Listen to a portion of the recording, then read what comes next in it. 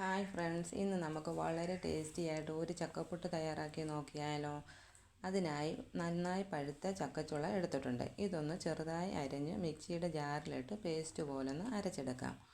ഒരു ബൗളിൽ 1 കപ്പ് അരിപ്പൊടി എടുത്തിട്ടുണ്ട്. ഇതിലേക്ക് നമ്മൾ അരച്ചു വെച്ച ചക്ക പേസ്റ്റ് ഒഴിച്ച് കുറച്ച് ഉപ്പ് കൂടി ചേർത്ത് നന്നായിട്ടൊന്ന് മിക്സ് ചെയ്തെടുക്കാം.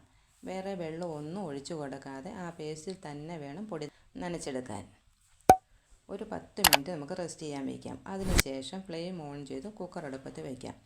ഞാനിവിടെ ചിരട്ടപ്പുട്ടാണ് തയ്യാറാക്കി എടുക്കുന്നത്. ചെറുതായി അരിഞ്ഞ ചക്കയും തേങ്ങാപ്പീരയും ചേർത്ത മിക്സ് ആദ്യം ഇട്ട് കൊടുക്കാം. പിന്നെ പുട്ടുപൊടിയും ചേർത്ത് മുകളിലായി ഇതുപോലെ വീണ്ടും നമുക്ക് മിക്സ് ചേർത്ത് കൊടുക്കാം. അടച്ച് വെച്ച് കുക്കറിൻ്റെ മുകളിൽ വെച്ച് ആവി വന്ന് കഴിയുമ്പോൾ ലോ ഫ്ലെയിമിൽ 4-5 മിനിറ്റ് കൂടി നമുക്ക് ആ ചക്കയൊക്കെ ഒന്ന് വെന്ത് വരുന്നതിന് വേണ്ടി വയ്ക്കാം. അതിനുശേഷം ഒരു പ്ലേറ്റിലേക്ക് മാറ്റാം. ഇപ്പോൾ നമ്മുടെ ചക്കപ്പുട്ട് റെഡി ആയിട്ടുണ്ട്. ഇതിൻ്റെ കൂടെ ഒരു പപ്പടം കൂടി ഉണ്ടെങ്കിൽ സൂപ്പർ ടേസ്റ്റാണ്. വേറെ കറി ഒന്നുമില്ലാതെ നമുക്കിത് കഴിക്കാൻ വളരെ ടേസ്റ്റിയാണ്. എല്ലാവരും ഇതൊന്ന് തയ്യാറാക്കി നോക്കണം. എൻ്റെ വീഡിയോ ഇഷ്ടമായാൽ ലൈക്ക് ചെയ്യാനും ഈസി കിച്ചൺ ഒന്ന് ഫോളോ ചെയ്യാനും മറക്കരുത്. വീണ്ടും പുതിയൊരു വീഡിയോയിൽ കാണുന്നവരെ ബൈ ബൈ.